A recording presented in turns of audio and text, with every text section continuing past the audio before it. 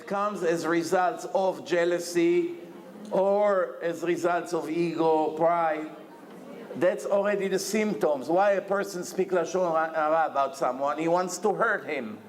He wants to hurt him because he's jealous with him. He wants to hurt him because he has such ego and pride. He wants to be better than him. If he wants to be better than him, sometimes I cannot lift myself up. I better put him down. One way or the other, I want to be on the top. Not everyone can bring themselves up, so they want to put the other one down. That's called Lashon Hara, but in order for them to fulfill what really bothers them, which means it could be jealousy, pride, selfishness, etc. What other roots you think their problems? Laziness. No ayin tov, it's a part of jealousy. It's good what you say, but it's included in jealousy. Huh? Dan lekaf zchut, what? I cannot hear. Not happy with what you have? Not be happy. It's also falling into jealousy. You got to find the root, not the symptoms, the root. Yes. We heard right now another good root, lack of gratefulness, meaning ungratefulness. A person is not trained to be grateful. He does not appreciate what he has. Therefore, if people would appreciate what they get in their communities, in their families, in the nation,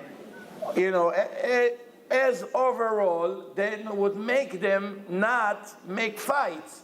Because, well, they did so much good for me, why will I make a fight because of one little problem? I owe them so much, for that little problem I better close my eyes, right? When you're grateful to someone, he helped you for 20 years, one time he did something not so nice to you, you don't go and butcher him. So after 20 years he helped me, okay, one time he didn't do the right thing. Why are you able to tolerate and to forgive quickly? Because you know that he made you hundreds of favors, so for the once or twice he wasn't perfect, you can live with that.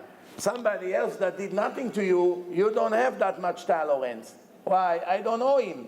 But some people, no matter how much they owe, they still feel that everybody owes them and they owe nothing to anyone. So that's very good. That's a root of a problem. What else? Focusing on the negative.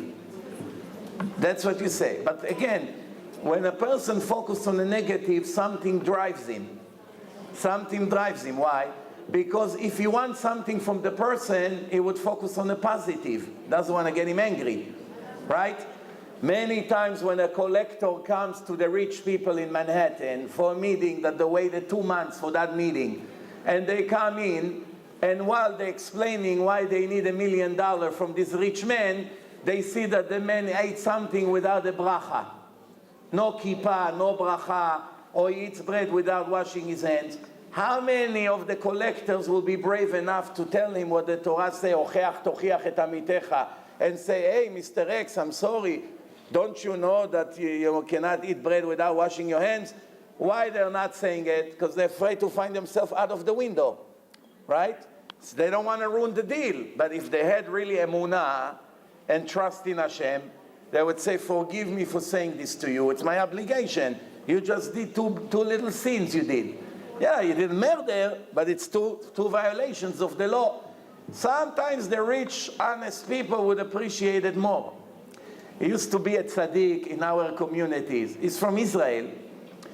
He's from Israel, but he used to live in America 7 or 8 months out of the year to collect money for his holy yeshiva in Bnei Brak that have about 600-700 boys. His name was Rav Moshe Malka Zatzal. I had the zchut to be very close with him over the years. And this was a person to learn how to be honest and never to kiss up to anybody, only stick to the truth. 100%. No matter if he knows he's going to lose right now on the spot $1 million, he will not give any compliments to a Rasha. He will not give all kinds of things that he's not supposed to, and he will not make extra efforts in his job to get money for the children to learn Torah. He will never move away from the truth. Why? Emunah in Hashem. Such trust he had in HaKadosh Baruch Hu, but then how many people like this you have? So we are not talking now about this. We want to understand now what caused lack of unity. That's the point. Now let me give you a hint. Sometimes there are moments that the whole nation of Israel are very, very united. Who knows when? When the missiles of the Hamas falling on our heads, for that week or two, we were very, very united. You agree? Everybody helps everyone. Everyone willing to open their homes. People from the south welcoming the people from the north, even though they don't know who's going to show up. Everyone all of a sudden became one family. As soon as the rockets stopped to fall, what happened? Back to the Lashon Hara and the internet. What happened? A week ago you're willing to open your living room for these people, and now tomorrow you're racist and you don't like them anymore because they're not born in the same city where you're born? What happened? How did it change over a week? The problem is we were able to take, at the 2 weeks of the war, an Advil. We treated the symptoms, but we never cured the root of the problem. Do you understand what I'm saying here or no? Right now there's a war, there's no time for racism. Right now people are dying, there's no time to say how I don't like these people and how I don't like that people. There's no time for it right now. We are dying now. We better hurry up to help each other before it's going to get to us also. But as soon as the danger went away, everyone is going back to the root of the problem. It's like a root canal. You come to the dentist. The dentist can make the pain go away. He gives you a shot, 3 hours, you don't feel any pain. Right? If a person has horrible pain, and he say to the dentist, listen, I cannot come now to be treated. I know I have root canal. I have a very important business meeting tonight. I can now come to you. I'm far away. I'm in traffic. I'm going to be late. Do something. Right away, he fax him. Go to the pharmacy, take this medicine, take 3 of them, but until tomorrow you're good. That's only treating the symptoms, the swelling, the pain, but it didn't cure the problem. We want to get out of here tonight knowing how we're going to cure the root of the problem. So let's move on. Until now, I was asking you to give me Until now, I was asking you to give me the roots of the problems that prevent unity. Now, I would like you to give me advice how to make a root canal to that issue that we have. How do we address the roots of the problems? We say selfishness, we say pride, we say ungratefulness. How do we address this? Jealousy, we say. How do we address those 4 causes of a problem? How do we address them? Who knows? One thing that can defeat all 4 in one shot. One cure.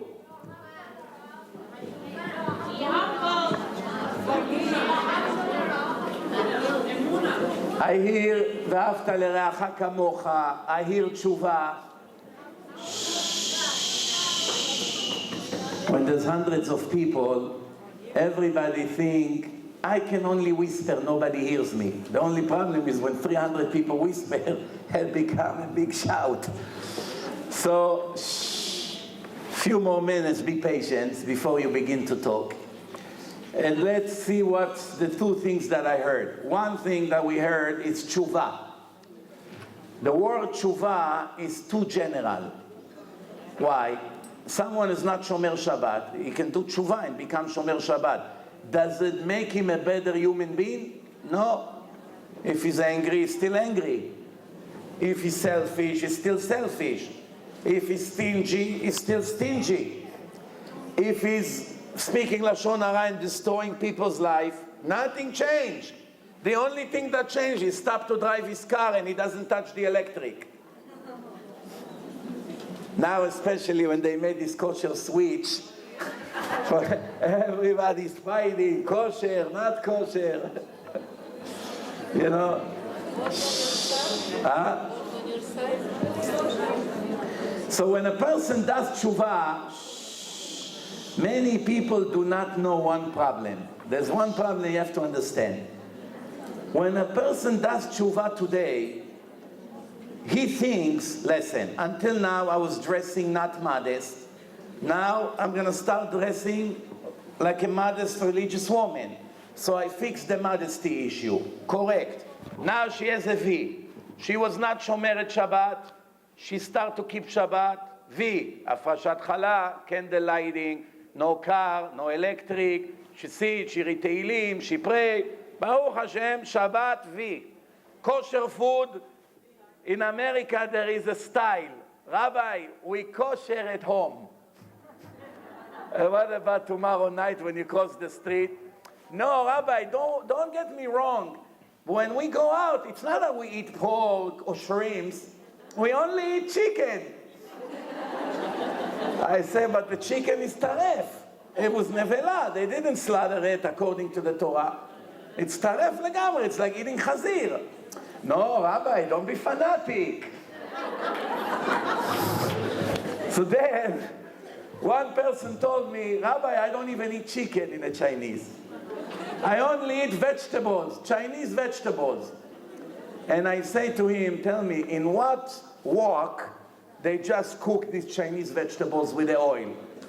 In the same wok that an hour ago they just cook rats. He said to me, rats? Rats nobody eats in America. I say, right, in America nobody eats rats and nobody eats dogs, but the Chinese people love it. It's their delicatessen. When they have lunchtime, what do you think they do in the kitchen? It's not a kosher restaurant. They cook some rats in the same wok. And the person say, ay, Hashem Yerachem, what a fool I am. How I never thought of it. One time I walked in Chinatown. I saw 6 Chinese people eat a cat with their hands like this. From the window, seeing them like this. You see the whole cat like this, cooked, and they eat it with their hands. No, after something like this, you can walk into a non-kosher restaurant. I'm asking you. So one person told me, okay, no more Chinese. I'm going to go only to the pizza. Rabbi, pizza, it's nothing. It's dough, tomatoes, milk, cheese. It's very good, kosher ingredients. What's the chance that it's not kosher? So the answer to that is, every other pie is pepperoni that's made from pork. What do you think they have in there? It's all pork. You're eating pizza in a non-kosher, it's pork. What is it?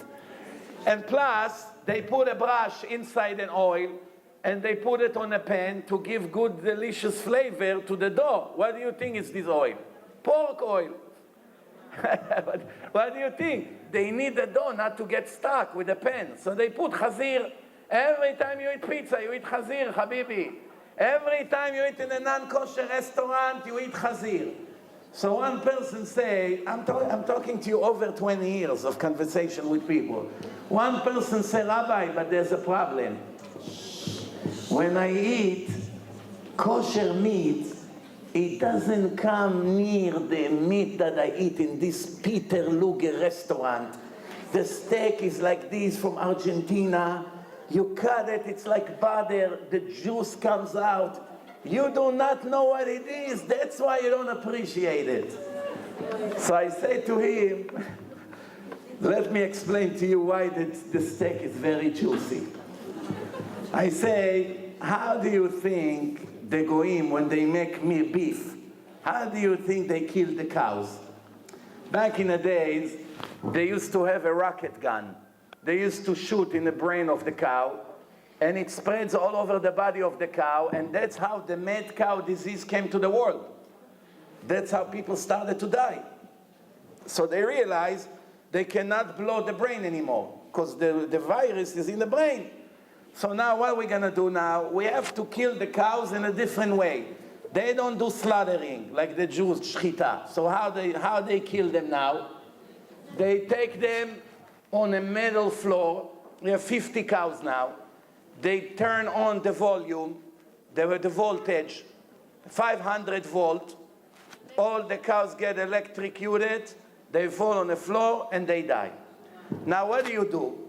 They have all these workers that come with their white clothes. They have beautiful hats. Everything looks nice and neat. They pick up the cow, flip it over. They cut from the stomach. They take the skin off. They take off the legs, beginning to remove things.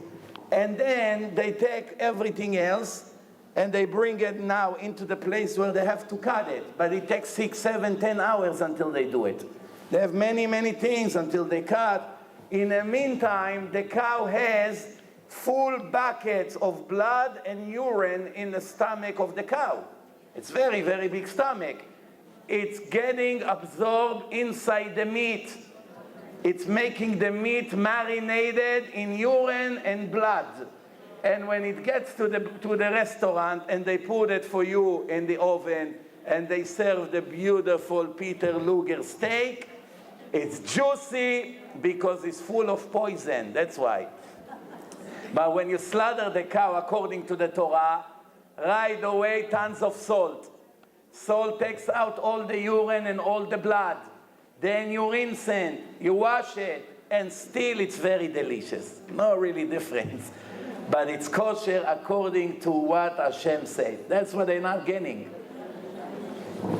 So here we got a little explanation that why we should never visit in a non-kosher restaurant. So to do tshuva, she does tshuva for Shabbat, she does tshuva for modesty, she does tshuva for kosher food. She begins to give tzedakah. She moved her children from public school to yeshivot.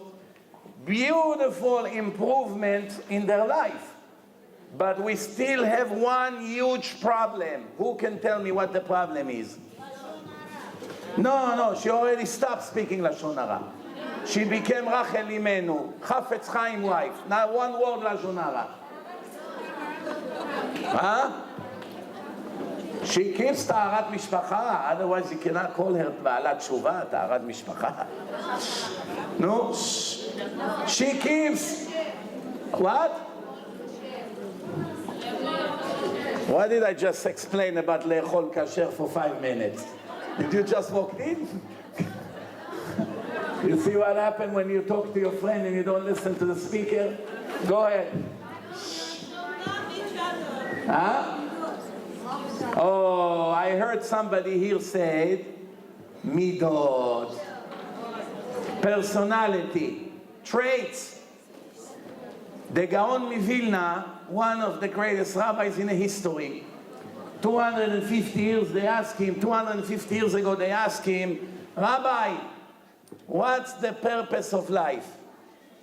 Shh. And the answer was, Tikkun hamidot ze kol ha'adam.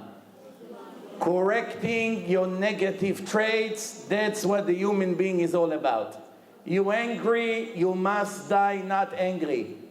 You selfish, you must die very generous and helpful and not selfish. You lazy, you must get rid of it before you die. You jealous, you must get rid of it before you die. Basically, every negative midah that a man or a woman has, the purpose that Hashem put us in this world is to get rid of it. And how do you get rid of it? The Torah says, not by going to psychologists. Some of them are more stingy and angry than you. They obviously can't teach you how to get rid of it if they themselves never get rid of it, no? A drug addict can teach another person how to get cured from drugs. Not exactly a good idea. Shh. Few more minutes. So the answer is, the Torah says the only way to get cured spiritually is by learning Torah and Musar, ethics. Now I want to ask you a question. After learning Torah, What is the main thing that a person has to invest hundreds of hours of learning and working very hard to get it? And if you get it, it will solve all the problem in your lives, everything. It will make you better, it will fix your personality, it will make you shomer mitzvot, it will make you united with everyone, and you will not have any problems after that. No depression, no anxiety attack, no panic attack, no nervous breakdown.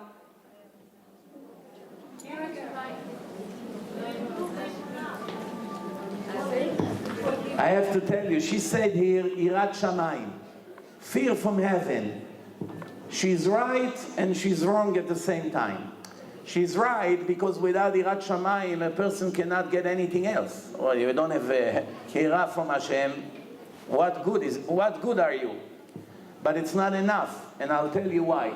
I know many people that have huge Irat Shamayim, but they still very stingy and very selfish and very angry, and they don't have patience, and they cannot get up in the morning. But they love Hashem. They will never dare to be Mechalel Shabbat. They appreciate Torah. They do a lot of great things that shows that they're scared from Hashem. You want to talk to them Lashon Hara, say, shh, I cannot hear. They have fear from Hashem. It's not a show. But they did not fix their midot. So we see here, Irat Shamayim, it's important to fix the midot, but it's not everything. Who can tell me one word, one? Forgiveness. I think patience. Forgiveness. Forgiveness is a symptom, it's not a root. Humble is very nice. Of course, it's important. If you're humble, you're not proud. But humble doesn't make you not lazy. Humble, if you're humble, right? It doesn't mean that you're not lazy. Love to who? Love to money?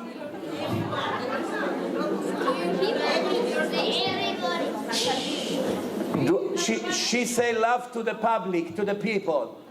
What do you think? Is that mitzvah to love every person around you? No. David HaMelech wrote in Tehillim that I'm sure you read at least once in your life. Mesanecha Hashem esna. Everyone that is against you, Hashem, I hate him. If Hashem did not agree, he would not put it in the Tanakh, because it's misleading the public. The Tanakh, it's emet. If Hashem put the book of Tehillim inside the Tanakh, it meaning it's not just an advice, that's the truth.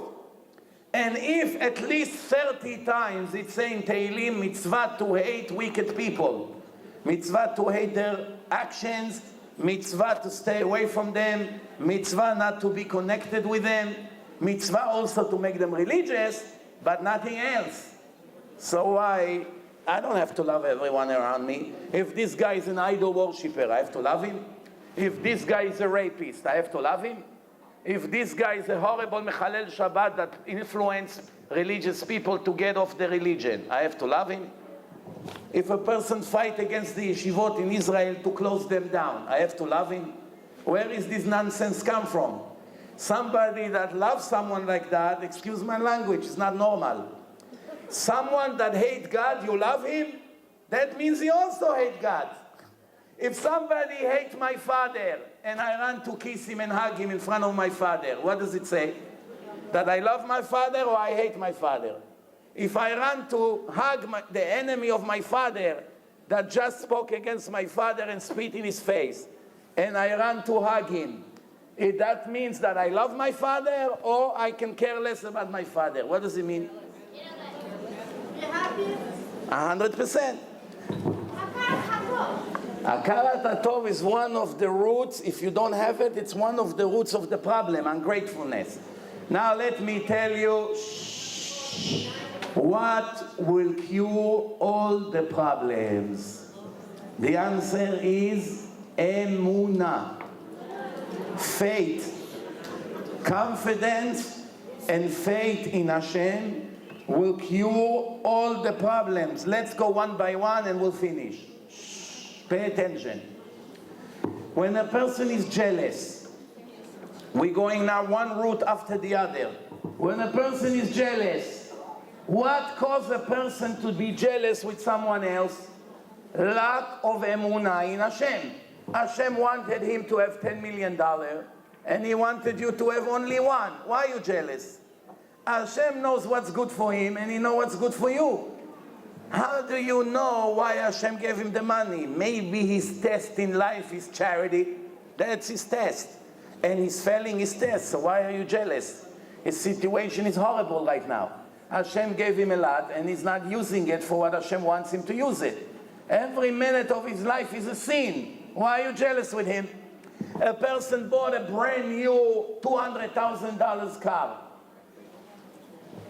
Rav Zilberstein, in his book, Alenu L'Shabeach, or Tubcha Yabiu, in one of them, he wrote a story that one time he took a bus from Bnei Brak to Jerusalem. And there was a huge traffic on the way to Yerushalayim. And he saw on the car, on the side, a very fancy car smashed like a pita bread. Horrible accident. And lots of ambulance and police and people crying.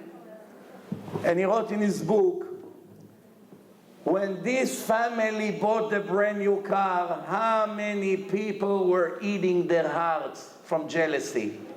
The in-law, the neighbor, the partner, the partner's wife. Lots of people, when they saw that car, they were suffering for a week, they couldn't sleep. If they only knew that this car will bring to the destruction of this beautiful family, they will be jealous for a minute. So where jealousy come from? From lack of emunah in Hashem.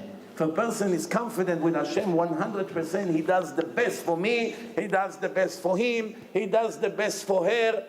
There's nowhere in the world I'll be jealous with anyone. That's not my problem, it's not my test. In university, one wants to be a mathematician. One wants to be a novelist. One is not jealous with the test of the other. I'm not interested to be a novelist. I want to be a mathematician. What does it have to do with me?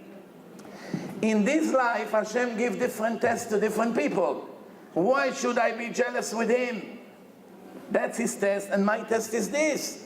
I have to focus on what I have. I'm very happy with what I have. Because there was no possible way that Hashem could have done it better. Sometimes people tell me, Rabbi, I wish Hashem would do this and this different. The world would be such a much better place to live in. So I answer, you only know 1/1000% of what happened in this world, and you already have opinions. Hashem sees everything. He knows all the secrets. He knows all the psychology of all the people, of all the generations, everything in nature with the animals and souls and reincarnations, everything he knows. And he made the world the way it is. And you think that there was one detail that he did not take to consideration? Do you think if there was a way to make it better, he would not make it more perfect? If Hashem does something, it's 100% perfect and has a reason. One person told me, Rabbi, I'll prove to you that Hashem is not perfect. Chas v'shalom. Why a person is born with Orla? Don't you see as soon as the person is born, you have to cut a piece from his body to make him perfect? So, no, you already make a defect in his body. So I say to him, without realizing, you sound like the Germans. Hitler, Imach Shimo, we just finished Yom HaShoah now. Hitler, Imach Shimo, he wrote in an interview, they interview Hitler, Imach Shimo, and this is what he said. He said, 2 defects Judaism brought to humanity. One in a body and one in a soul. In the body, it's circumcision. In the soul, it's conscious. That when you do something wrong, you have to regret. This is a Jewish invention. It's not true. That's what he said. The war in this world is between us, the Aryans, to the Jews, and everything else is illusion. It's very interesting. The two things that he called defect are the most important thing. A covenant with Hashem in the body, Brit Milah, he called it a defect. Conscious, that is the tool to make a person do tshuva and gain olam haba, he called it a defect. In the Israeli army, they had to choose a side. Who are they going with? With the Torah or with Hitler? Which one they took? If you are circumcised, your profile is 97, not 100. Automatically you lose 3. The maximum profile in Israeli army, there's no 100%. It starts with 97, and then it goes down. Why? Because they say, well, after all, we made an operation on a baby, so it cannot be 100%. But the truth of the Torah is the opposite. Before the circumcision, he was 95. Now, after, he became perfect. What is it like?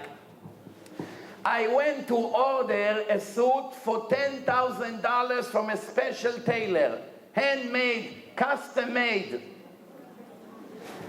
When he finished it to the night of my wedding, I go to him, he puts everything in place, but the last string, you know, the string, he did not cut. So I have like I have a tail now. I come to the catering home, Baruch Hashem, hundreds of people. Oh, di shama. So one person said to his mother, a kid, Mommy, the groom has a tail like a monkey. So where? He said, look, behind him. That's an embarrassment. The suit is $10,000. But right now it's worthless. Why? There's a leftover. You have to remove it. You remove it, it becomes perfect. By the way, in case you didn't know, on Shabbat, you're not allowed to remove it. Why? Why are you not allowed to remove it? Because you make it perfect. Meaning, even though it's complete suit, because there is one string that the tailor did not cut, and obviously you cannot use it like that, the suit is not ready to be used. You make it ready on Shabbat, it's called tikun kli. It's called makeba patish. Meaning, it's an expression in Judaism that you make something perfect. Do you understand? So you see, it's much, much deeper. So let me go to the next root. So jealousy is lack of emunah. No faith in Hashem. Second, ego, pride. Why people are proud? Why? Because they don't trust Hashem. If a person trusts Hashem and he has emunah in Hashem, is he consider himself something important? After he knows who Hashem is and he trusts Hashem and he knows Hashem runs the world, who am I to feel that I'm something special? So Hashem is everything. Moshe Rabbeinu, the greatest, he was very humble. Many big rabbis, they down to earth. Why they're not show off? Because they understand who Hashem is. Everything comes from Hashem. Who am I? Who am I? One day I don't eat, I die. One day we will be eaten by the worms. What do we think we are? The answer is no emunah in Hashem cause you to feel that He's not like you and He's below you and you're the greatest. When you have emunah in Hashem, you don't deal with His nonsense. Your mind is somewhere else. What's the third thing? Ungratefulness. Why a person is ungrateful? Because he doesn't appreciate what Hashem does for him. Again, emunah. Everything begins and ends with emunah. You have faith in Hashem, you always appreciate what you have. You know Hashem gave you 1,000,000 times more than what you deserve. Everything He gives you, you're so happy. Thank you, thank you, thank you. I know I don't deserve it. But someone that doesn't have emunah, for him everything is coincidence. He doesn't get it, he begins to get angry. That leads us to anger. Anger. All of this connects to the same thing when it comes to emunah. So what's the solution? I give you a solution. You go on my website, divineinformation.com, or you can get here CDs that we brought you for free. I made few lectures over the years, confidence in Hashem. Just go on a search bar, put confidence in Hashem, faith, emunah. You'll find many lectures about it. After you listen to these lectures, your life will never be the same. No more panic attacks, no more depression, no more sadness, no more jealousy, no more complaining. Life will be great. Fantastic. Fantastic. Life will be great. I want to finish with a story, and then I will let you continue the night. Shh. Today was the Holocaust Day in Israel. Shh. In the time of the Holocaust, I don't have to tell you how many tragedies happened to our parents over there. But I'll tell you a story about the Holocaust that will make us understand what life is all about. Shh. When the Russians and the Americans liberate the camps, there was one Israeli soldier named Winiger from Manhattan. True story. He came to the ghetto and the camps, and he saw a Jewish boy, not even bar mitzvah, skinny, very, very skinny. I don't have to tell you how they look. And he ran after him. He was trying to help him, but you know, he has the helmet. The Jew didn't know that the soldier is Jewish. He was running away. He had trauma from soldiers. So he spoke to him in Yiddish. He is Ashkenazi, this Winiger from New York, and he's Ashkenazi from Germany. So he spoke to him in Yiddish. He told him, I'm also a Yid. Don't run. He showed him the tzitzit.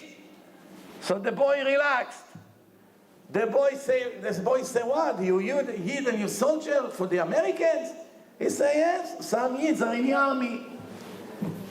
Where are you running? He asked the kid. He said, I'm looking for something. It should be right here. I think it's over here. He started to dig in the ground.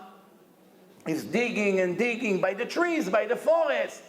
And then he took out a beautiful silver menorah. Very nice, antique, handmade menorah for Hanukkah.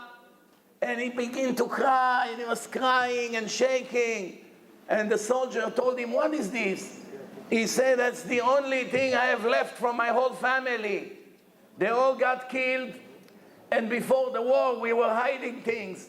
We came and we hid it over here. That's the only thing I have left from my parents. So the Jew, the soldier, asked him, where are you going to go now? You have a home? He said, you kidding me? They kicked us out of the home a long time ago, years ago. Where will I go? I don't have where to go. He said, if I take you with me to America and put you in yeshiva, would you agree to come? The boy said, would you do it for me? He said, of course. We're all brothers, no? ואהבת לרעך כמוך. He said, of course I'll come. I have nowhere to go. You take me to America? I say, yes. And he did take him to America. And they brought this menorah. They published it very well. They put it by the window.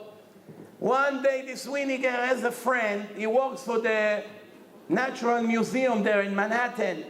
He comes to his home. He looks at this menorah. And he said to him, where did you get this one from? Wow, there's only 4 like this in the whole world. This worth fortune. He said to him, it's not mine. It belongs to that kid that I adopted. Call the kid, I want to buy it from him for the museum. The kid came out from the room. And he said to him, I will give you now $50,000. It's like more than $1 million today. We're talking 60-something years ago. I'll give you now $50,000 for it. You'll be a rich young man if you agree to sell it to the museum. The boy, in 1 second, told him, that's the only memory I have left from my parents lighting candles on this menorah. It's not for sale. Tried to negotiate with him. He saw the boy doesn't want to consider money, no money. And he said, okay, It's your lost. Few months later, it was Hanukkah. Of course, they lighting candle in Hanukkah. As you know, religious men in Manhattan, they live in the first or the second floor because they cannot walk on Shabbat up. So they right by the street. In the third candle of Hanukkah, somebody knock on the door like this. The vinegar opened the door. You see a Yiddish woman. She comes. She says, "Excuse me, sir. I was walking by the street and I saw this beautiful menorah you have in the window. Do you mind if I take a look at that closely?" And he said, "No, of course." He was a very nice man. "Come, of course." So you see, she's touching it like that, and she's crying. She's shaking, and she's crying. "Where did you get this from?" He said, "It's not mine. It belongs to the boy, this German boy." The boy came out of the room. He looked at the woman. He got the shock of his life. "Mommy!" He thought his mother is dead. Somehow she got saved. Somehow she ended up in America. Somehow she ended up in Manhattan. That's where the Jews lived back in the days. The boy got his mother back. What is the moral of the story? The boy could have sold the menorah and become a rich man, and who knows where it would be later on, for be religious, not religious. You know, money is not always good for religion, especially if you're young. But he will never see his mother. He comes in front of Hashem after 120, and Hashem say, "Well, are you happy that you sold the menorah and you became a rich guy?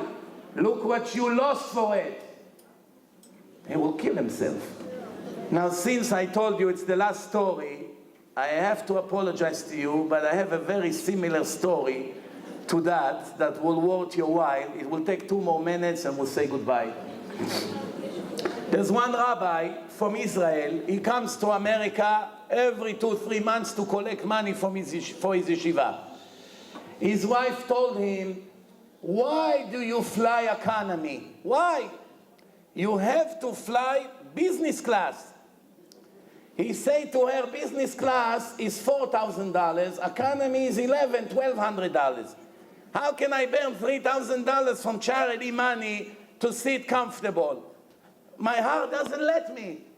But his wife, she is a sophisticated woman. So she said to him, "No, you're wrong. It's kavod Torah. It's no respect for the Torah.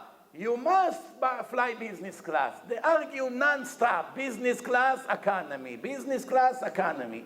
One day, she said to him, "Okay, since you are so stubborn, at least go to El Al over there. Maybe they'll upgrade you. If they have a vacant place in a business class, they'll give you for free. You fly every 2-3 months for years."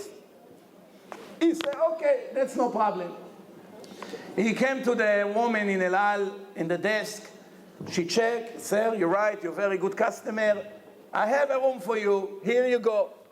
Back in the days, it used to be a lot easier than today. Today, unfortunately, you get nothing for free. But back in the days, they were more generous. She upgraded him to business class. He fly business class. איך אומרים? טעמו כי טוב, a business class. So he's now, wow, room, look at this. I like it. Next time, what's the first thing he does when he goes into the terminal? Run to the, "Can you give me an upgrade?" "Sir, no problem, upgrade."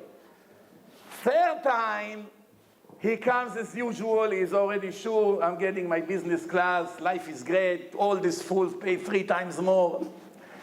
He comes to the desk. She says, "Sir, I'm very sorry. The flight is packed.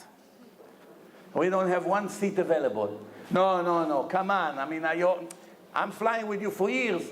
"Sir, I'm telling you, I don't even have 1 seat in the whole flight." "I want to talk to the manager." He gets angry now, you know. "Where is the manager?" She calls the manager. "Sir, I wish I can. What do you want? To take off somebody that paid for the ticket? There's nothing we can do." After 20 minutes of arguments, he's so sad, so upset. Now go back like sardine in economy. Ay. As he walk inside, he's passing by the business class in the front. A religious gentleman get up.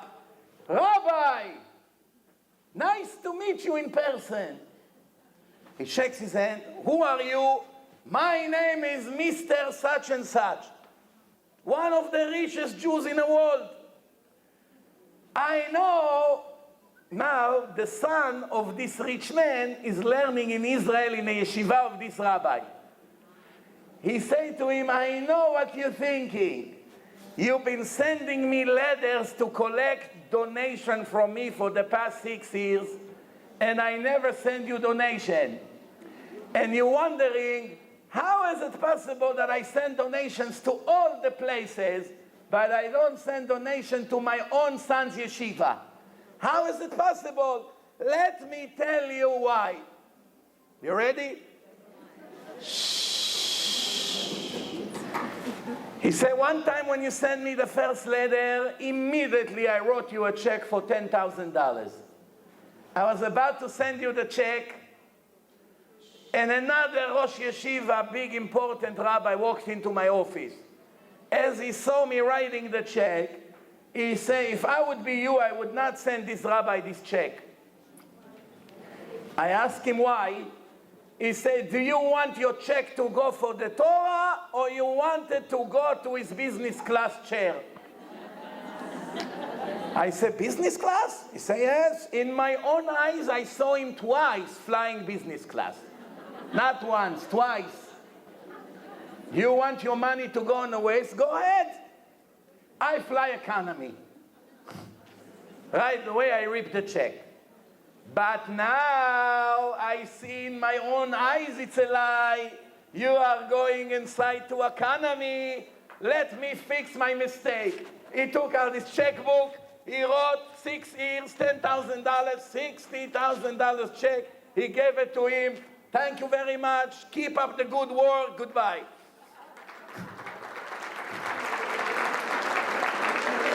That's the true story that happened. But what's the moral of the story? And that's the last thing for tonight. The moral of the story is sometimes we get all kinds of things. We are so excited. Wow, I'm so lucky. Look at this car. Look at this. Look at that. But we don't know what the price that it will cost us. If he would get business class in a fair time, and he would sit over there and the rich man would see it, the rich man wouldn't tell him who he is. He would not give him the check.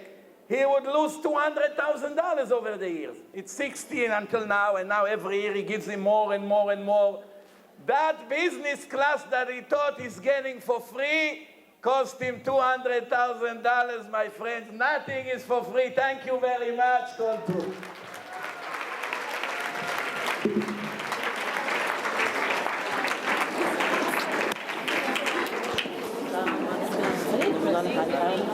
לא, שום דבר. אני דרך בו, שום דבר, אין בעיה. הוא הגיע הזמן שיתמוך, תגיד לו שיעזור.